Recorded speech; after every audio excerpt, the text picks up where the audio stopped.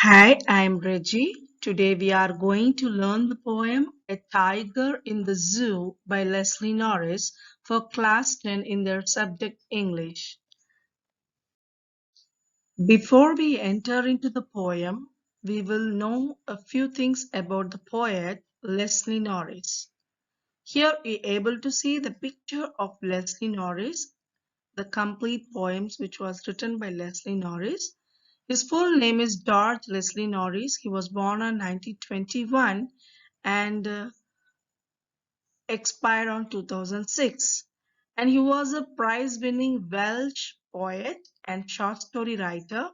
He is considered as most important Welsh writers of the post-war period, and his literary works have won many prizes.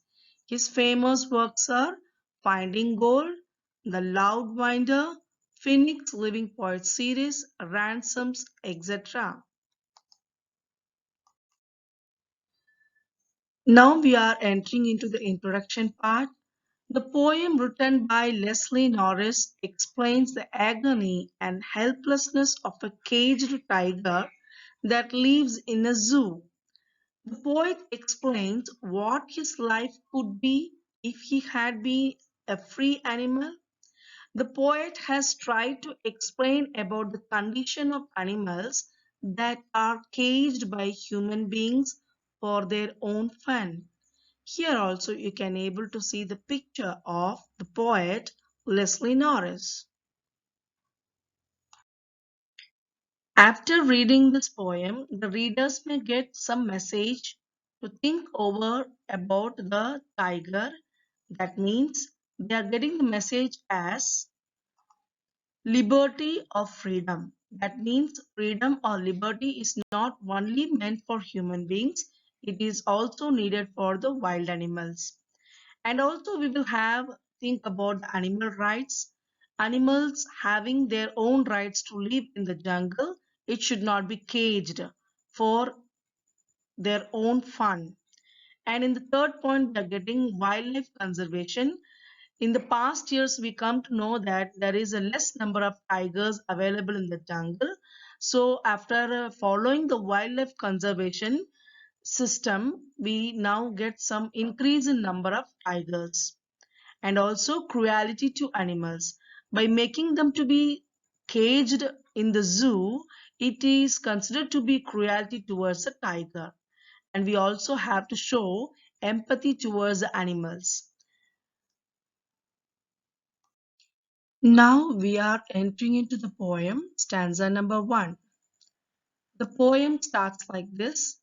He stalks in his vivid stripes, the few steps of his cage on pads of velvet quiet, in his quiet rage.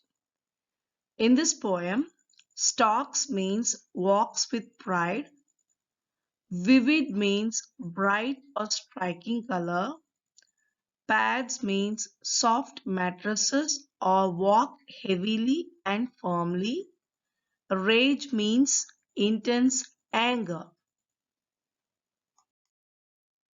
In this poem, in the stanza, we are able to find out some poetic devices. First device is personification. Tiger is referred here as he or his instead of using the word it. Here tiger is given a personality of a human being like he and his. So personification is used in this stanza. Second, metaphor, pads of velvet. This line represents the softness of tiger's paw compared to soft, smooth and silky velvet fabric or cloth. So here the writer indirectly comparing the softness of the velvet towards the pads, that means the paws of the tiger. Then third one is oxymoron. Oxymoron means the adjective words that used in opposite form. In that last line, you come to know that in quiet rage. Quiet means calm and rage means extreme anger. Both are opposite words. but the writer has used in the same line to denote the animal tiger's feeling. And here, imaginary also used. Poet creates a scene of caged tiger in front of the readers of this poem. And also we can come across consonants. Consonants means the repetition of consonant sounds, especially at the end of words. Here repetition of sounds yes in line 1, his stripes like yes and yes, we can find out the repetition of the sound yes. And another technique is assonance. Assonance means the repetition of similar vowels in the stressed syllables of successive words. Vowel sound is prominent in I in the line his vivid stripes. Here you can able to see the letter I is repeated, prominent in this line. So assonance is used in this line. Then enjambment is also used. What is meant by enjambment? The meaning runs over from one poetic line to the next without terminal punctuation. This technique you can call it as enjambment. And the rhyme scheme for the whole poem is following as A, B, C, B.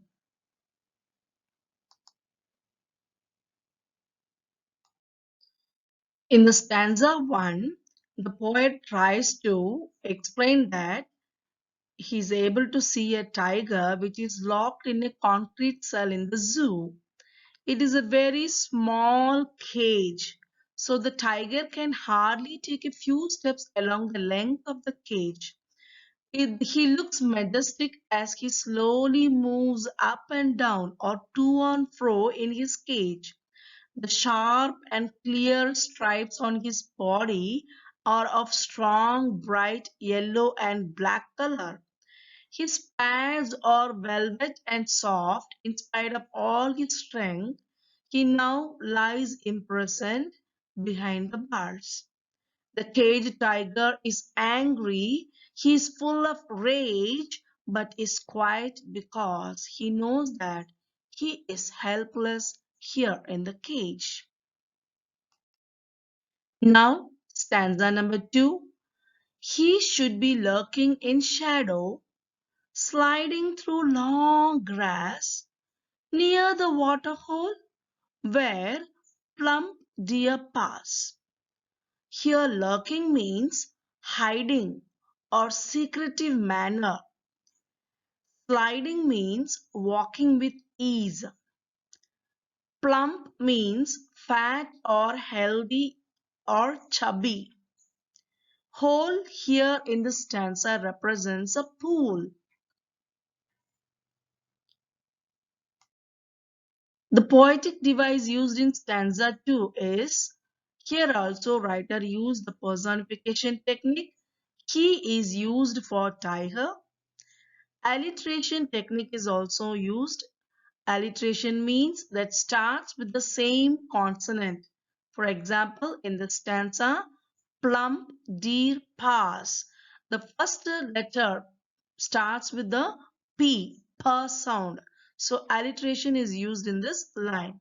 And imagery in the line lurking in shadow. That means it is hiding in the shadow, that it creates imaginary in the reader's mind. Explanation for the stanza number 2. Looking at the imprisoned tiger, the poet is filled with pity. He says that the poor tiger should have been in his natural habitat, that is the jungle, hunting and resting in the shadow. Then at this hour of the night, he would have been lying in the shadows of trees and sliding quietly through the long grass. He would then, near the waterhole, wait for some fat and healthy deer to pass that way. Thus, he would be lying there in expectation of a heavy feast. So, the tiger is waiting near the waterhole for a wonderful feast.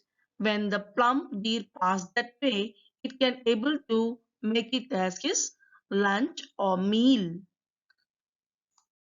Now we are going to see stanza number 3. He should be snarling around houses at the jungle's edge, baring his white fangs, his claws, terrorizing the village. Snarling means growling or making sound or vicious angry growl. Edge means margin. Baring means showing naked or the removal of covering. Fangs means teeth or a canine tooth of carnivorous animal.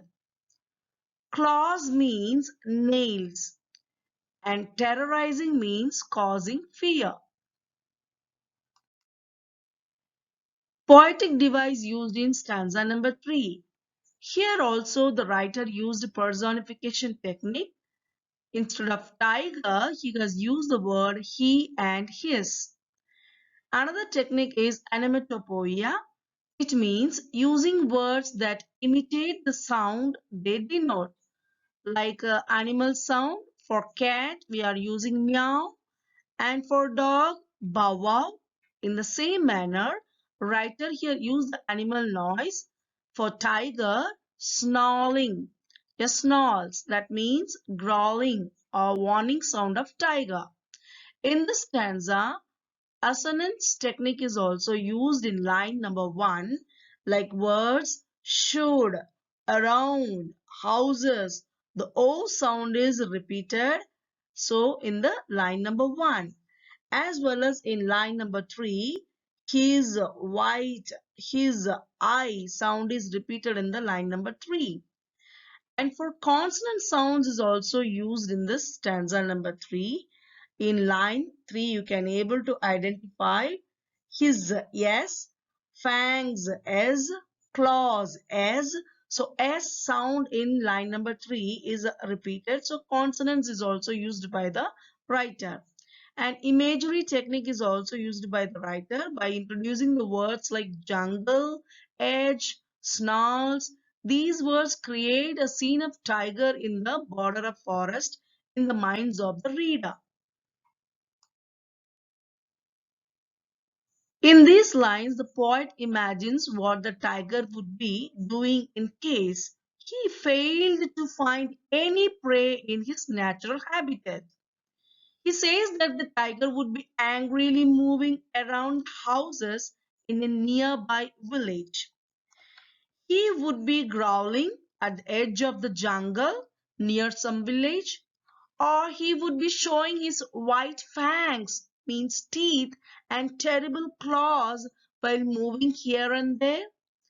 He would thus become a cause of terror for the villagers.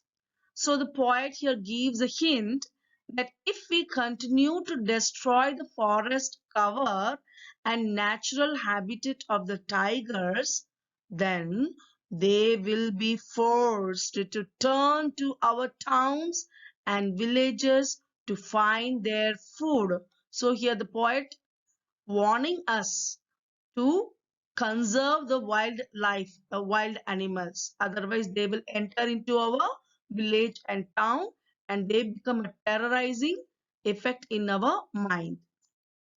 In stanza number 4, but he is locked in a concrete cell, his strength behind the bars, stalking the length of his cage, ignoring visitors. Locked here means imprisoned.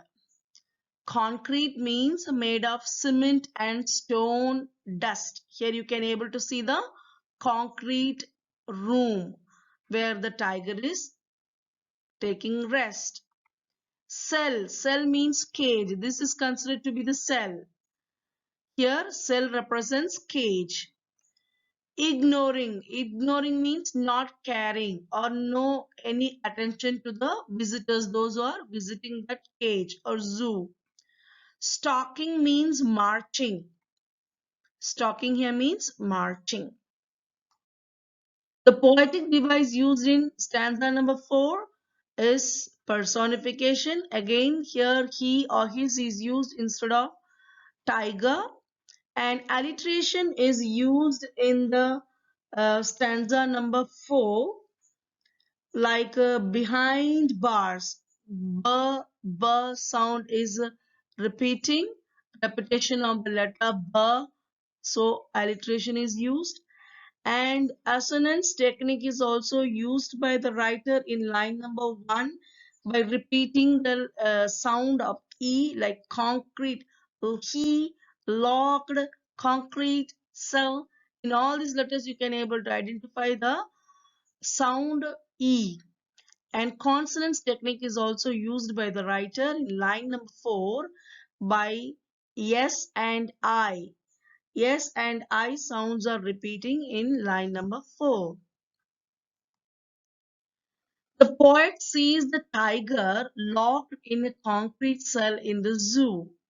In spite of all his strength, he now lies imprisoned behind the bars. Very slowly and silently, the tiger moves to and fro along the length of the cage. He moves in an angry and threatening manner. He takes no note of the visitors who had come to the zoo to have a look at him. He completely ignores them, as none of them thinks of releasing him from his prison. Moreover, due to their presence, he hardly gets any rest during the day. That means the visitors, those who are visiting the zoo, they are disturbing the tiger's resting time even in the day. And it's not giving any attention to the visitors.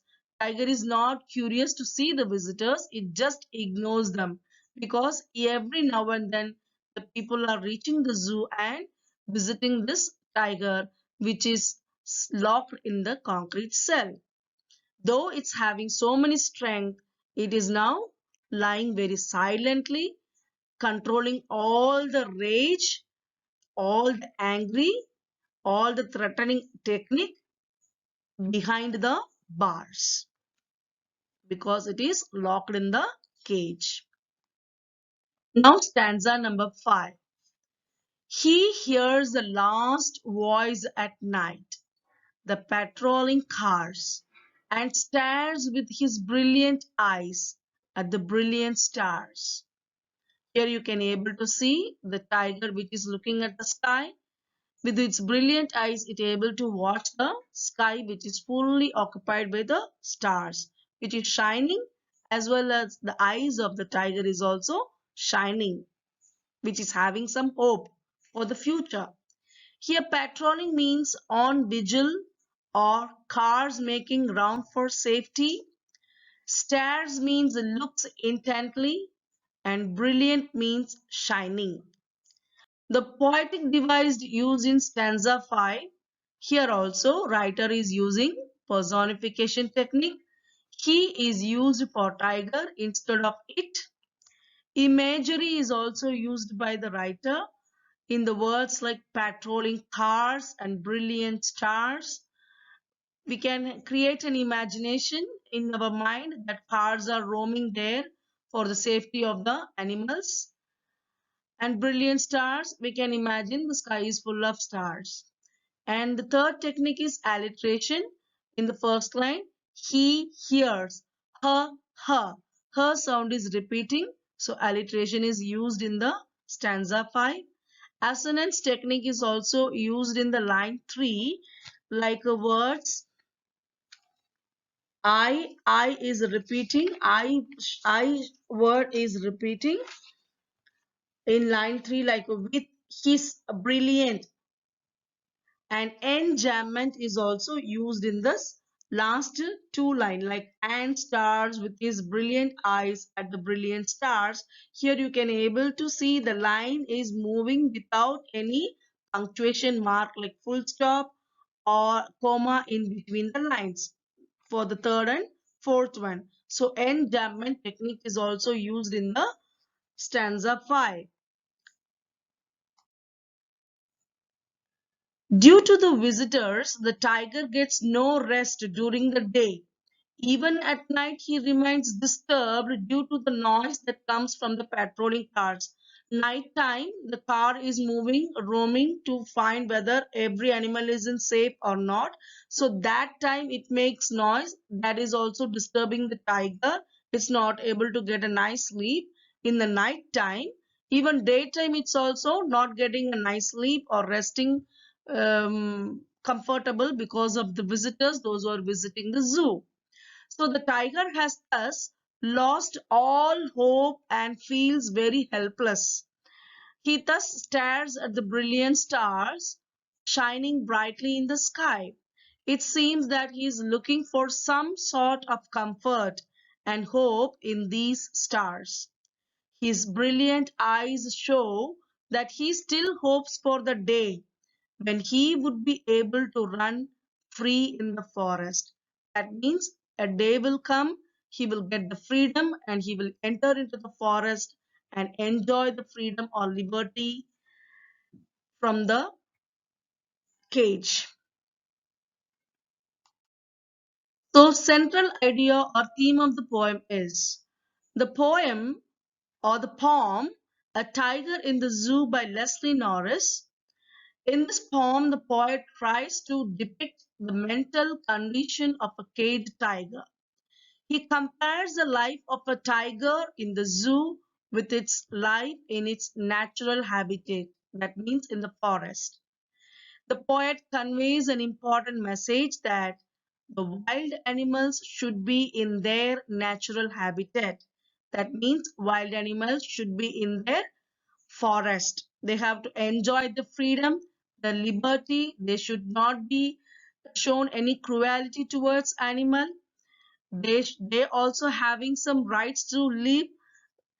We have to conserve the wildlife. Conservation should be maintained. All these messages we are able to identify after reading this poem. In the poem, he heightens the contrast between freedom and captivity. Freedom and the caged. Caged here means captivity. He very impressively shows us how love for freedom is the natural instinct of every living being. So the liberty or the freedom is considered to be the natural instinct. It not only in the mind of human being, it is also considered to be in the mind of animals too. That means not only for these two categories, for all living beings in the earth. Now we are going to see the poetic device used in the whole poem. Repetition is used like in the lines velvet, quiet, in quiet rage. The word quiet, quiet is repeated. So repetition technique is used in that stanza. And the last stanza, brilliant eyes and brilliant stars were used. So the word brilliant, brilliant is repeated. So repetition is used in the last stanza too.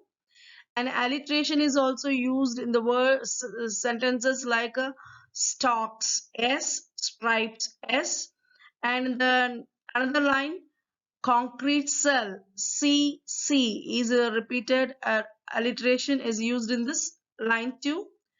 And regarding the rhyme scheme, the whole poem follows ABCB scheme. But as per the touch notes, we come to know that first, second, and fourth stanza following A, B, C, B format, and third and fifth stanza follows A, B, E, B format.